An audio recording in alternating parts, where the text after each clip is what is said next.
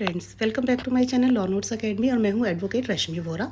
आज मैं आपको लीगल वर्ड मीनिंग्स बता रही हूं जो कि कोर्ट में एडवोकेट्स और इंटर्न्स के लिए बहुत ज़रूरी हैं केस लड़ने के लिए।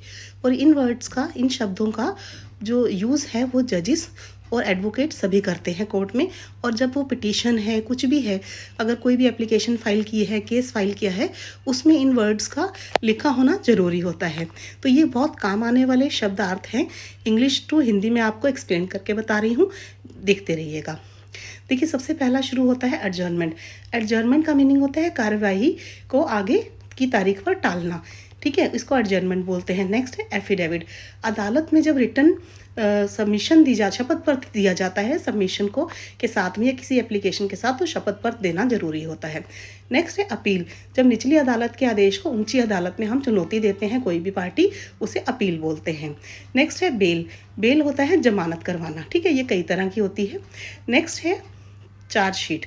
चार्जशीट होती है जब पुलिस द्वारा व्यक्ति की दाखिल किया गया अभियोजन पक्ष, यानी कि जब पुलिस अपनी चार्जशीट फाइल कोर्ट में करती है तो उसको चार्जशीट बोलते हैं। नेक्स्ट है क्रॉस एग्जामिनेशन। जब गवाह के जिरा करना, दोनों पार्टी के अपोजिट काउंसिल्स जो होते हैं एक दूसरे को, पार्टीज का क्रॉस एग्जामिनेशन करते हैं, उनसे क्वेश्चनिंग करते हैं, तो उसे क्रॉस एग्जामिनेशन बोलते हैं।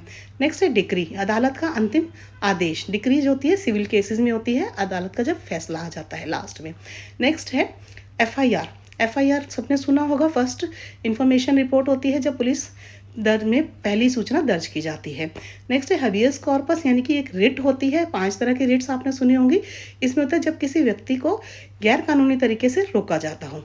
और 10th नंबर पे है इंजंक्शन। जब अदालत का कोई आदेश, जब किसी को रोकना हो, किसी काम को करने के लिए कोई इंजंक्शन आती है, ये भी टेम्परेरी रिलीफ में आता है। ठीक है, तो रिलीफ कई तरह के होते हैं, तो ये इंजंक्शन का सिविल केसेस में ज़्यादातर यूज़ किया जाता है। तो ये है 10 वर्ड, आगे मैं बताती हूँ, बने रहिए मेरे चैनल के साथ, बहुत ज़रूरी शब्दार्थ बता रही हूँ। नेक्स्ट 11th है जुरिस्डिक्शन, यानी कि अदालत की अधिकार की सीमा, यानी कि जुरिस्डिक्शन के अकॉर्डिंग ही केस फाइल होते हैं। नेक्स्ट है लिटिगेशन। मुकदमा जो या कानूनी कार्यवाही को लिटिगेशन बोला जाता है, और जो वकील कोर्ट में केस फाइल करते हैं, लड़ते हैं, उन्हें लिटिगेंट्स बोला जाता है। फिर होता है ऑब्जेक्शन, यानी कि आपत्ति। जब एक वकील को दूसरे वकील की बात ठीक नहीं लगती तो वो ऑब्जेक्शन रेज करते हैं। नेक्स्ट है ऑर्डर, यानी कि अदालत का निर्णय।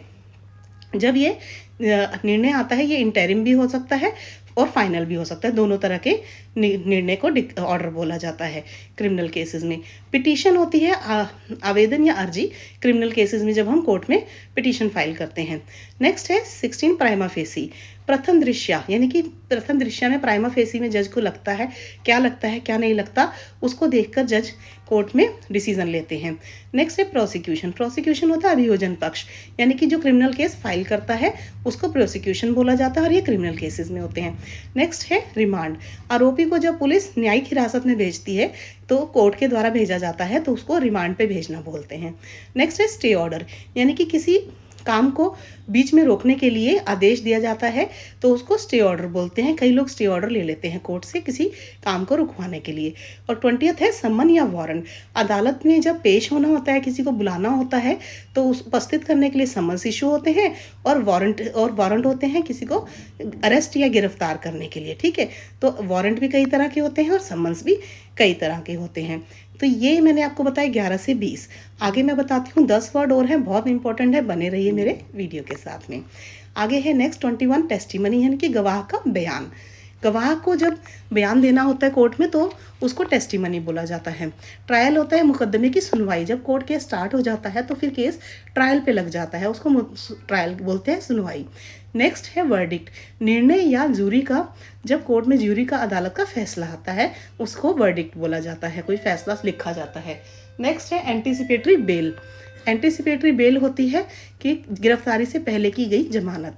उसके बाद है आर्बिट्रेशन, यानी विवाद का निपटारा अदालत के बाहर करने को मध्यस्थता द्वारा आर्बिट्रेशन बोलते हैं। नेक्स्ट है कॉज लिस्ट, यानी अदालत में आज सुने जाने वाली मामलों की सूची, जिसमें हम किसका केस किस नंबर पे लगा है उसको देखा जाता है। नेक्स्ट है कंटेम्प्ट ऑफ कोर्ट, यानी अदालत की अवमानना करना। जब कोई वकील या कोई भी व्यक्ति कोर्ट की बात नहीं सुनता या उसमें कुछ भी गलत बोलता है तो उसे कंटेम्प्ट ऑफ कोर्ट लगाया जाता है उन पे, तो उस पर फाइन लगता है। कन्विक्शन नेक्स्ट नेक्स्ट है दोष सिद्धि होना।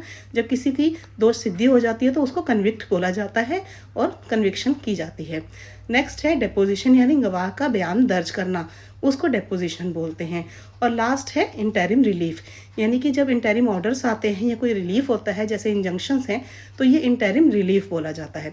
तो ये थे आज के 30 वर्ड जो मैंने आपको बताए लीगल वर्ड मीनिंग, जो कोर्ट में वकीलों और जजेस के द्वारा यूज़ किए जाते हैं।